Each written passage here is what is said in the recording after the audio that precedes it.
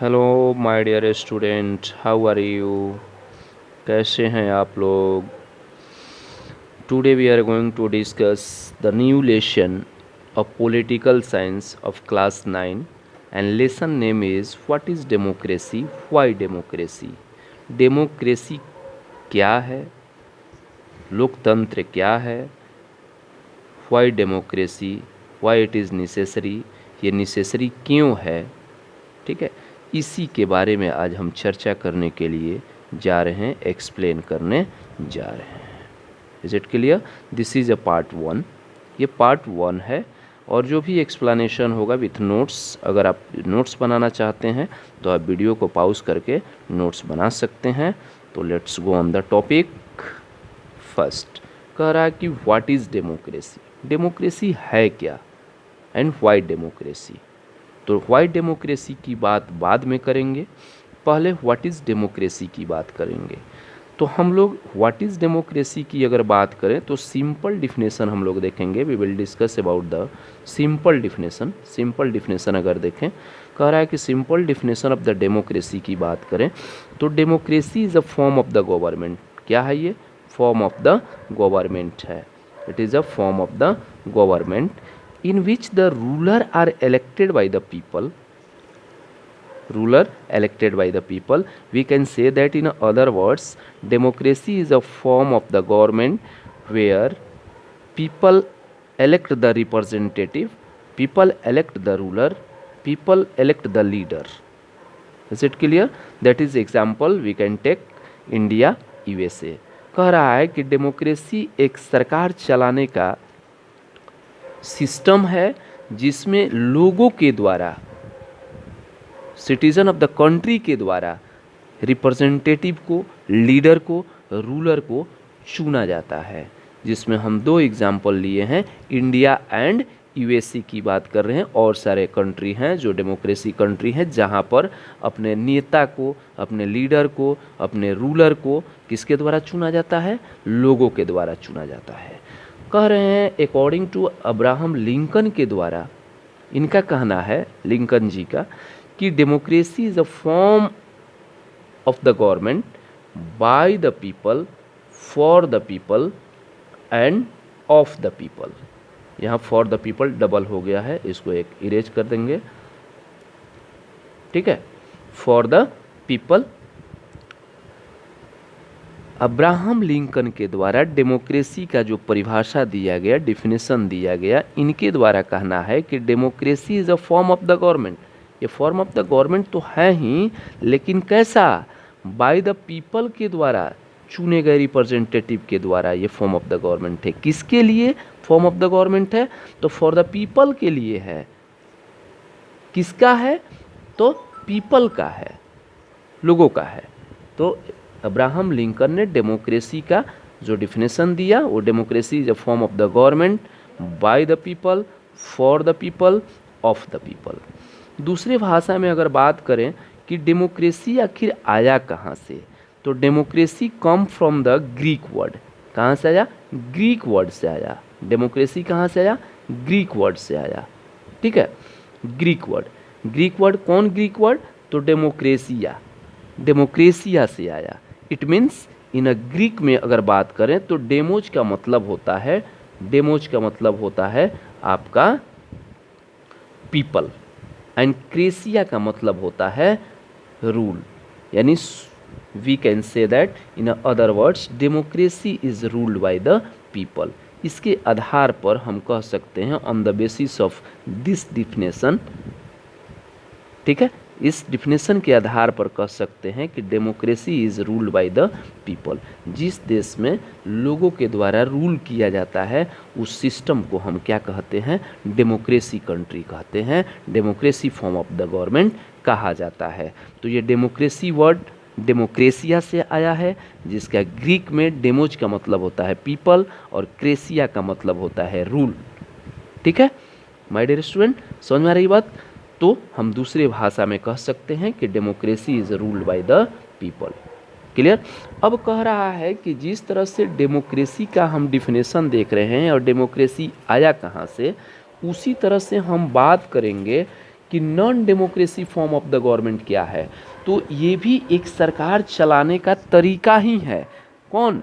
Non democracy. बात समझ में आ रही है? Non democracy. लेकिन that is a different here, यहाँ पर थोड़ा सा डिफरेंट क्या है कि in a non democracy form of the government people have no right to choose their representative, people have no right to elect their leaders, people have not right to elect the leaders। यानी non democracy में, non democracy form of the government में वहाँ पर किसी व्यक्ति को अपना representative, अपना लीडर चुनने का अधिकार नहीं है।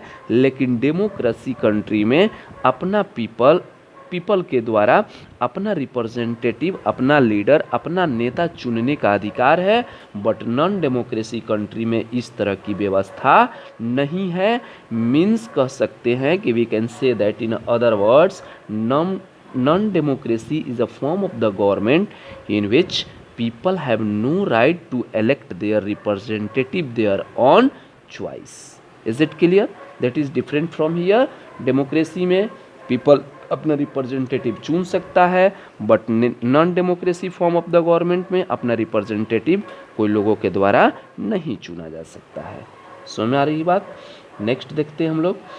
कह रहा है कि what is the feature of the democracy, democracy का विशेषता क्या है। तो कह रहा है कि डेमोक्रेसी का पहला विशेषता है कि major decision by elected leaders. कह रहा है कि मेजर डिसीजन जो लिया जाता है वो किसके द्वारा लिया जाता है, तो जो इलेक्टेड लीडर्स हैं। इलेक्टेड लीडर का मतलब जो कॉमन पीपल के द्वारा इलेक्ट किए गए हैं वोट के माध्यम से, जिसको हम लोग चुने हैं, वही आदमी क्या कर सकता है, हमारे देश के लिए कोई भी डिसीजन ले सकता है। कोई भी डिसीजन का मतलब अच्छा डिसीजन ले सकता है, behalf of the people, behalf of the country के बारे में डिसीजन ले सकता है। Other person they have not allowed to take a decision about the country and citizen. तो ये पहला फीचर्स है कि in a democracy form of the government major decision taken by the elected leaders. Clear? Second जो features है कि leaders are elected by the people who take all the major decision behalf of the country, behalf of the people. ठीक है? जो चुने हुए लोगों के द्वारा जो लीडर हैं वही हमारे लिए डिसीजन ले सकते हैं। तो डिसीजन, अब रही बात कि किस तरह का डिसीजन, तो which type of the facilities we should have, हम लोगों को किस तरह का फैसिलिटी चाहिए, किस तरह का सेफ्टी चाहिए, ये इस आधार पर किस तरह का रूल एंड रेगुलेशन बनना चाहिए, इससे रिलेटेड वो डिसीजन ले सकते हैं। ठीक है? दूसरे कंट्री से बचाना कैसे, दूसरे कंट्री के साथ बिहेवियर कैसा होना चाहिए, इस कंट्री का रिलेशन कैसा होना चाहिए, इससे रिलेटेड डिसीजन वो ले सकते हैं। ठीक है? तीसरा फायदा ये है democracy form of the government का कि the choice and opportunity is available to all the people on an equal basis. Democracy country में क्या है कि everyone have right to choice and opportunity is available.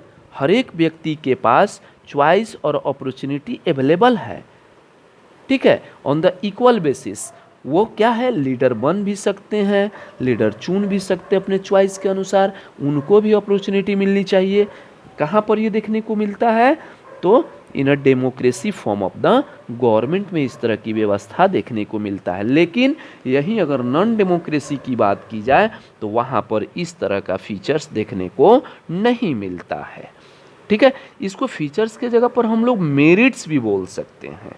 ठीक है? नेक्स्ट जो है हमारा features, free and fair electoral competition. Free and fair electoral competition का मतलब हुआ कि people have right choose the representative free and fair, यानी निष्पक्ष रूप से क्या कर सकता है, इलेक्टोरल कंपटीशन होता है, यानी इलेक्शन कमीशन के द्वारा, ठीक है, निष्पक्ष रूप से चुनाव भी कराया जाता है। कहाँ? It is possible in a democracy form of the government में इस तरह की व्यवस्था होती है, मिलती है लोगों को, निष्पक्ष रूप से चुनाव करने का कंपटीशन होता है। ठीक है?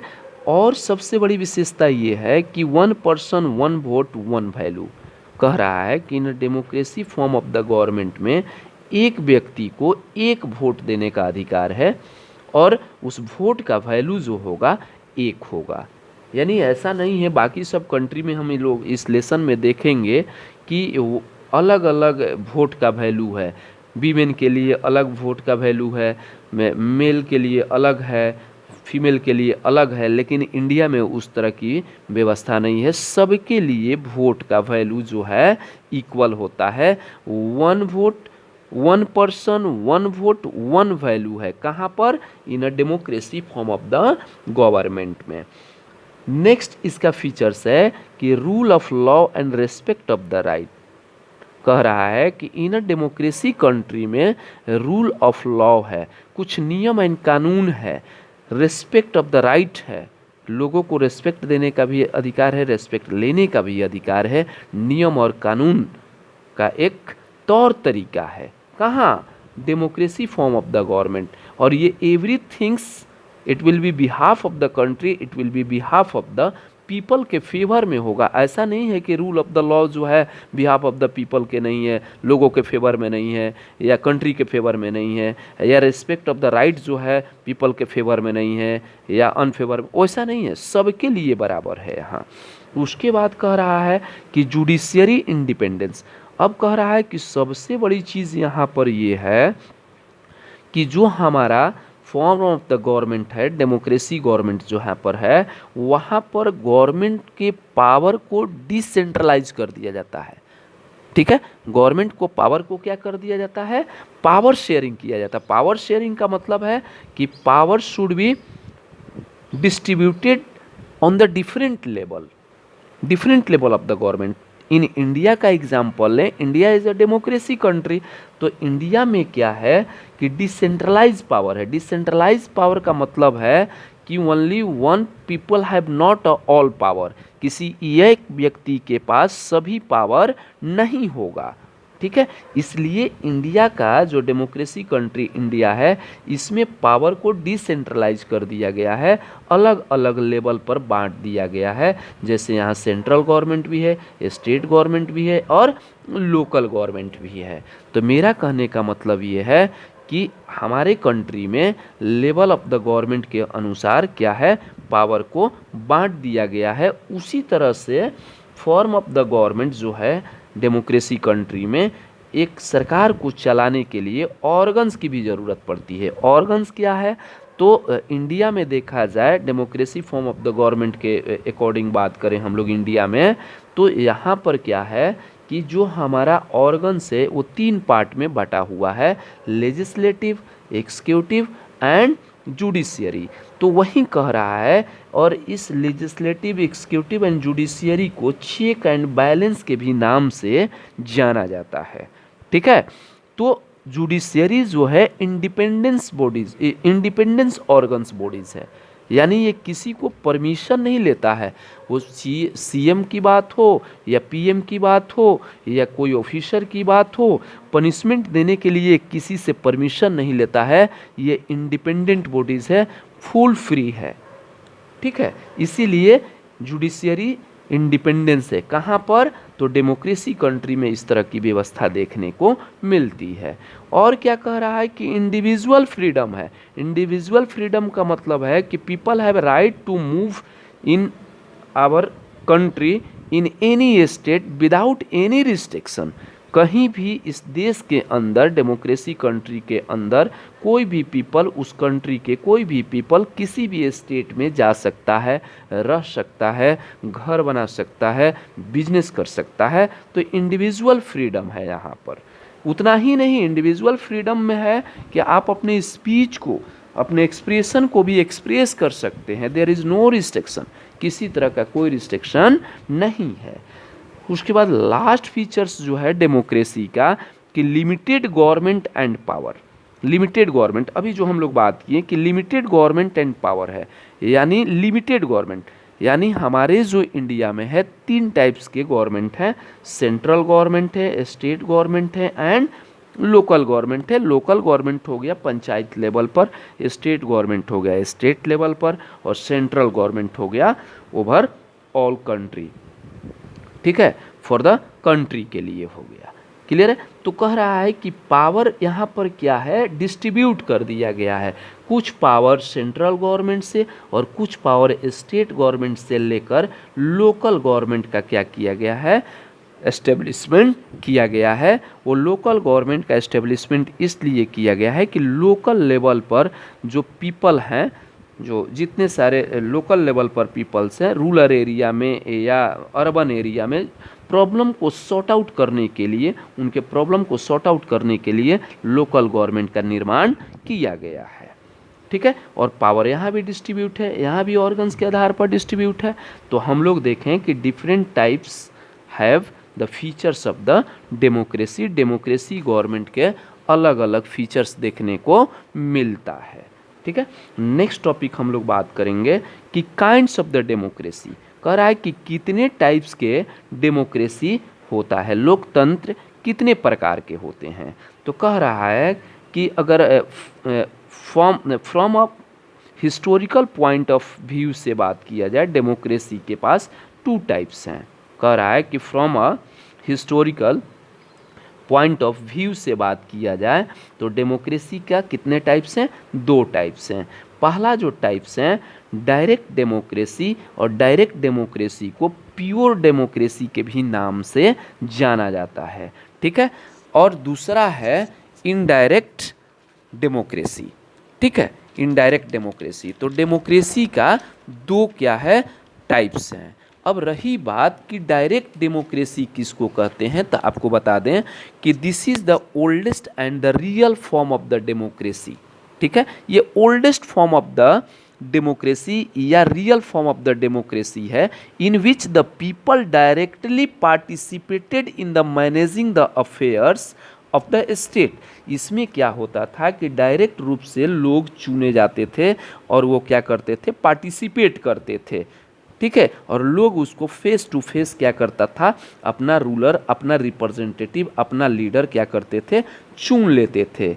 लेकिन such a form of the democracy exist in the ancient Greek city state में ये देखने को मिलता था। It is use to have very small population, जहाँ पर कम पॉपुलेशन था वहीं पर ये पॉसिबल है, ये सब जगह पॉसिबल नहीं है। कौन, डायरेक्ट डेमोक्रेसी, क्योंकि लोगों को बैठने का, लोगों को खड़ा रहने के लिए उतना पॉपुलेशन वाले एरिया चाहिए जहाँ पर लोग बैठ सके, लोग बात कर सके, लोग अपना रिप्रेजेंटेटिव चुन सके। तो ये such a form of the democracy exist in the ancient Greek city states में ये पॉसिबल था, अभी ये पॉसिबल नहीं है।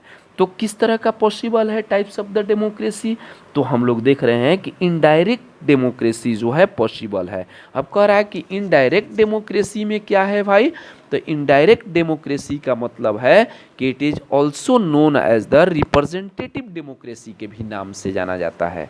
यानी in this system, in democracy people have the right to elect their representative, ठीक है, on the basis of the universal adult franchise through the vote, through the election. कह रहा है कि इनडायरेक्ट डेमोक्रेसी का मतलब होता है कि इसको हम लोग रिप्रेजेंटेटिव डेमोक्रेसी के भी नाम से जानते हैं।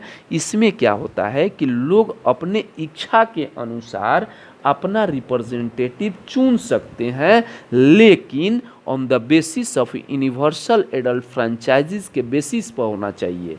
ठीक है, वहीं अपना रिप्रेजेंटेटिव चुन सकते हैं थ्रू द इलेक्शन। तो अब यहाँ एक चीज़ सीखना है कि हम बोल दिए कि इनडायरेक्ट डेमोक्रेसी में लोग अपना रिप्रेजेंटेटिव तो चुनते हैं, लेकिन क्या है कि on the basis of the universal adult franchise. तो यूनिवर्सल एडल्ट फ्रेंचाइज का मतलब क्या है कि those people have 18 years and above, 18 years and above, they can cast the vote and choose their representative their own choice। कह रहा है कि जिस व्यक्ति का एज 18 साल या 18 साल से ज़्यादा हो गया है, वो अपना रिप्रेजेंटेटिव अपने इच्छा के अनुसार चुन सकता है, अपना नेता चुन सकता है। ये सिस्टम कहाँ देखने को मिलता है? तो इनडायरेक्ट डेमोक्रेसी।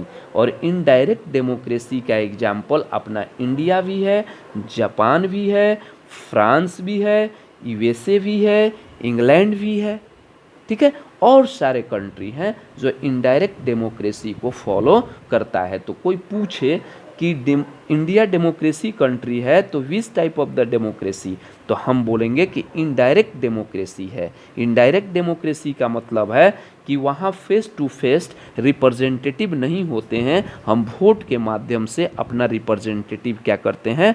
चुनते हैं। जिसका एज 18 साल हो जाता है, 18 साल से अधिक हो जाता है, वो अपना रिप्रेजेंटेटिव चुन सकता है। और क्या कहता है universal adult franchise? It gives the right to vote to all adult citizen of the country. ये तो देता ही है, बट विदाउट, क्या कह रहा है? Without regardless of the wealth.